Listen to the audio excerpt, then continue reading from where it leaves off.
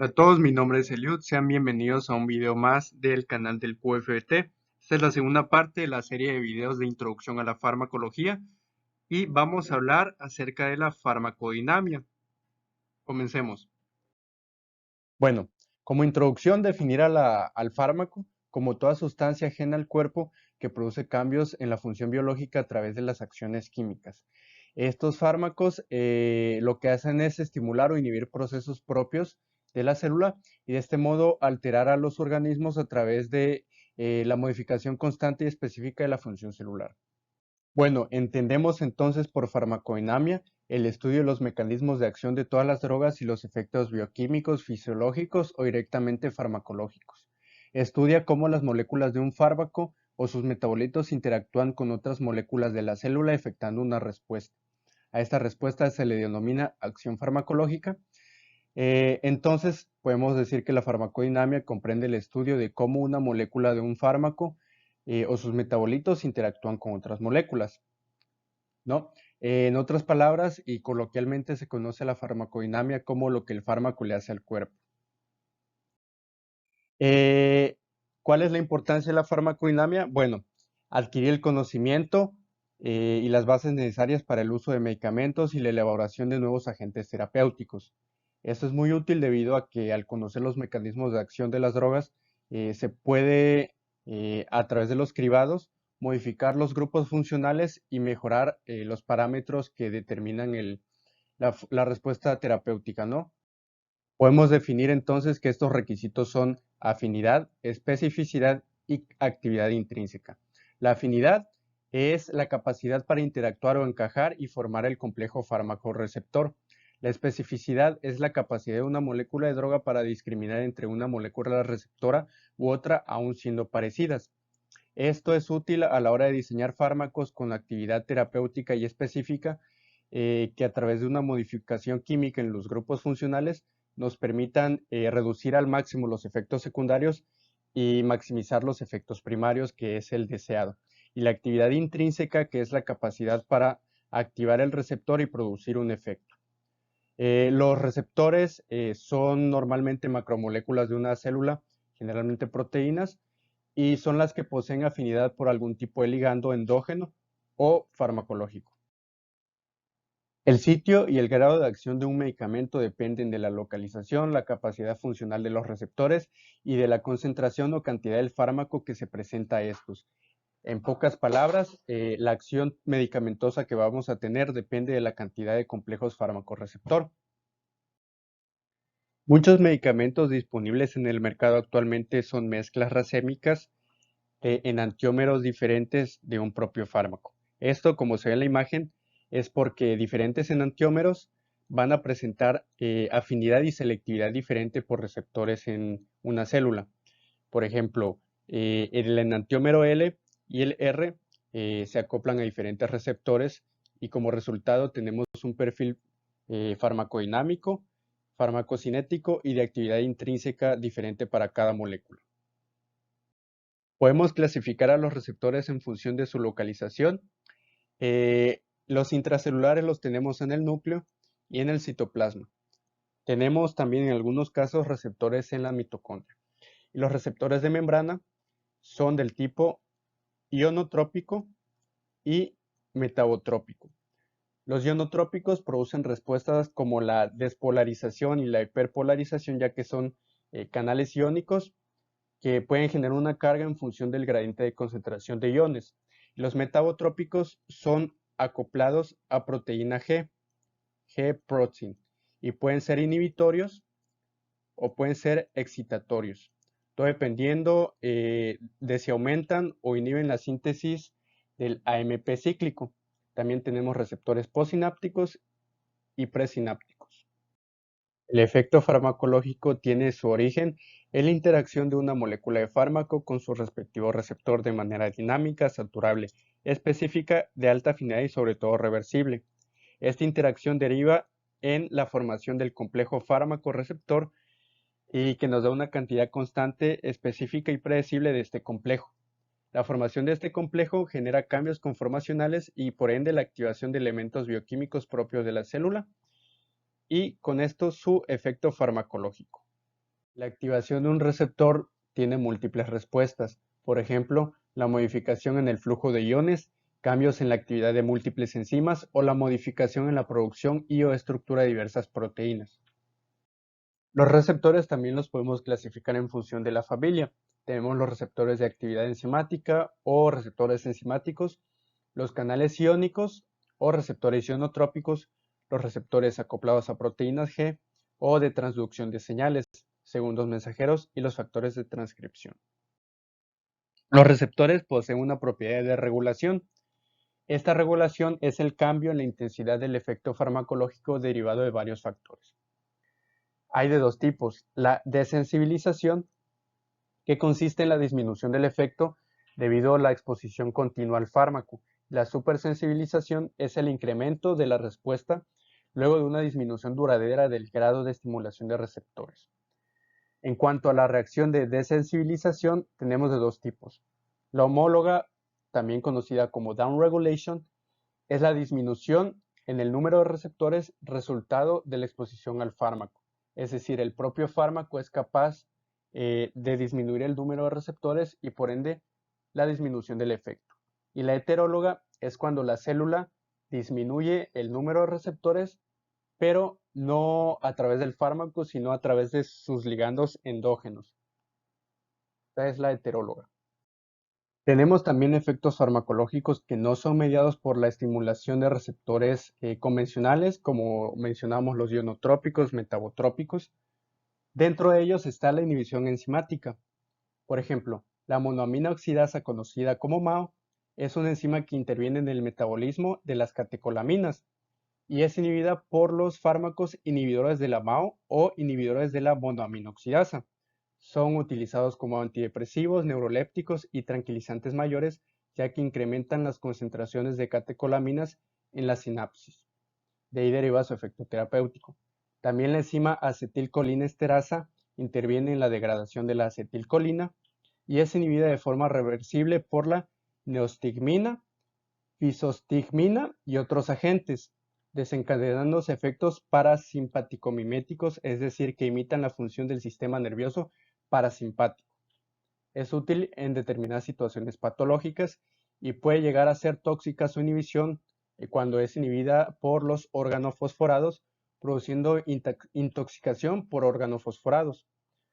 Aquí es muy importante mencionar lo útil que es estudiar la farmacodinamia, porque mezclar dos medicamentos que tengan acción similar, por ejemplo, los inhibidores selectivos de la recaptura de la serotonina o los inhibidores selectivos de la recaptura de la serotonina y noradrenalina, pueden llegar a ocasionar toxicidad cuando se administra conjuntamente con un inhibidor de la MAO, ya que puede producir síndrome serotoninérgico al incrementar peligrosamente las concentraciones de serotonina en el espacio sináptico. Este efecto se le conoce coloquialmente como sinergia, ya que dos fármacos potencian su efecto de manera exponencial uno al otro. Podemos clasificar a los fármacos según su acción sobre los receptores. Tenemos agonistas y tenemos antagonistas.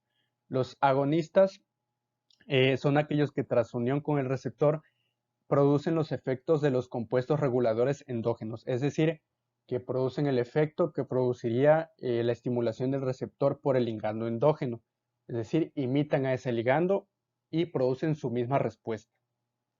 Y los antagonistas son aquellos fármacos que interfieren con los efectos de los compuestos reguladores endógenos, pero bloqueándolos. En pocas palabras, el antagonista estimula o da la respuesta del propio ligando y el antagonista bloquea y inhibe el efecto que tendría la estimulación por el ligando endógeno. Un agonista total es aquel fármaco que posee afinidad y eficacia. Un agonista parcial es aquel que posee afinidad y solo cierta eficacia. Un antagonista es aquel fármaco dotado de afinidad pero no de eficacia y podemos tener del tipo competitivo cuando compite por la unión del ligando endógeno y el no competitivo cuando simplemente no compite con el ligando. Y bien, aquí tenemos tres modelos de cómo sería la actividad celular en tres situaciones diferentes. La primera es antes de tomar el medicamento, donde la sustancia química no se ha acoplado al receptor, es decir, no tenemos cantidad suficiente de complejo fármaco receptor y por ende la actividad celular es normal. Después de administrar un fármaco agonista, la sustancia química se acopla al receptor e incrementa la actividad celular relacionada con el ligando que normalmente se acopla al receptor.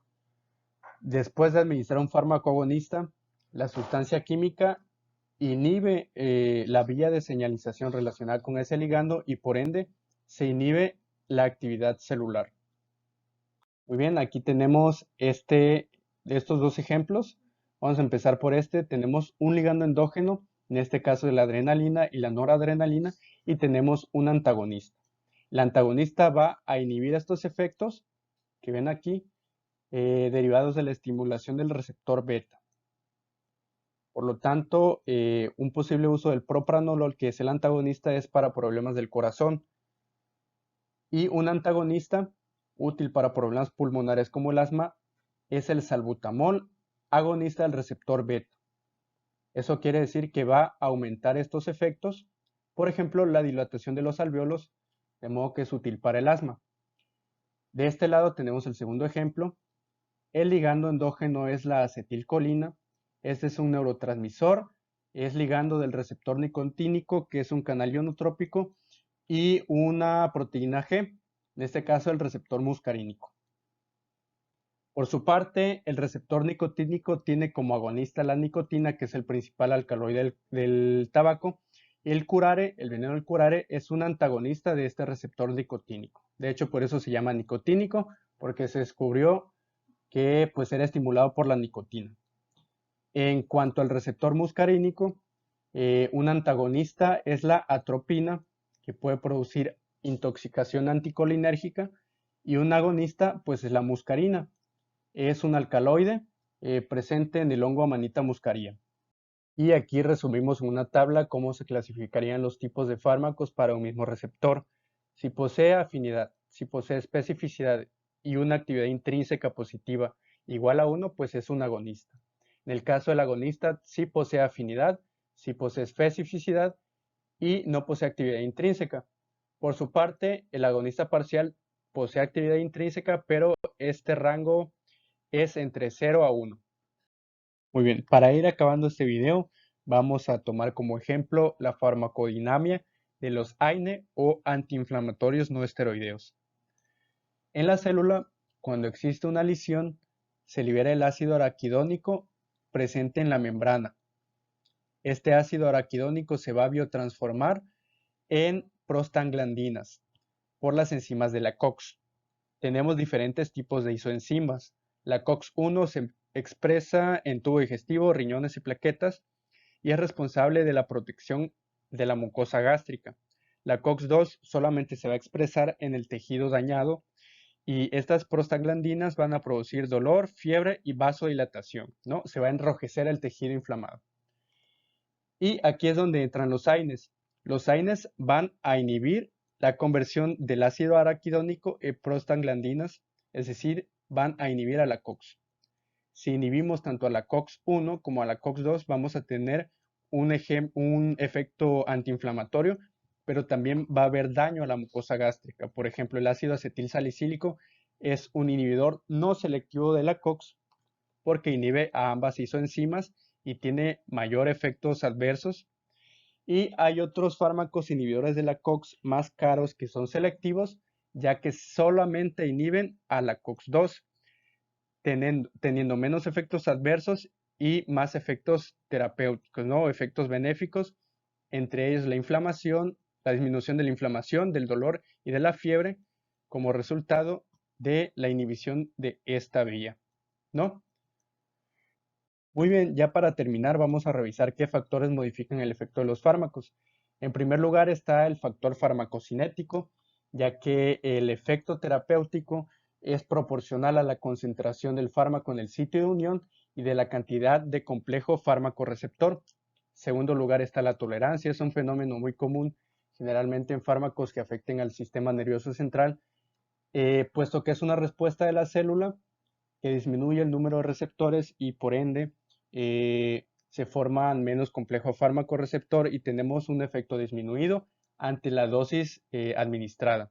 Factores genéticos también van a influir sobre la velocidad de metabolismo, el número de receptores, y es por eso que se dice que todas las personas responden diferente a los medicamentos, concepto conocido como farmacogenética y farmacogenómica. Otros factores como la dieta a través de fitoquímicos se pueden inhibir o aumentar la velocidad de metabolismo, el hábito del tabaco. El tabaco es una droga que presenta un amplio rango de interacción y puede aumentar el aclaramiento de un tipo de fármaco, así como inhibir el metabolismo de otros y, bueno, en general interviene mucho con el metabolismo de fármacos, generalmente a nivel hepático. Contaminantes ambientales como el monóxido de carbono, el plomo, también es un inhibidor del metabolismo de algunos fármacos. Factores patológicos, fisiológicos y interacciones farmacológicas. Esto, como lo habíamos mencionado con el tabaco, y en el video anterior, pues el hígado es el órgano especializado en el metabolismo de los xenobióticos y hay fármacos que inhiben a las enzimas que metabolizan otros fármacos de manera que se puede incrementar muchas veces de manera peligrosa la concentración plasmática de una droga por otra sustancia, ¿no? Esto se conoce como inhibición o inducción de las enzimas del citocromo o del CYP. Muy bien, gracias por ver el video de hoy. Si te gustó, puedes dejarme un like, suscribirte, compartir ese video con otras personas. Y para apoyarme, puedes comentar aquí abajo sobre qué tema te gustaría que hablara en un próximo video.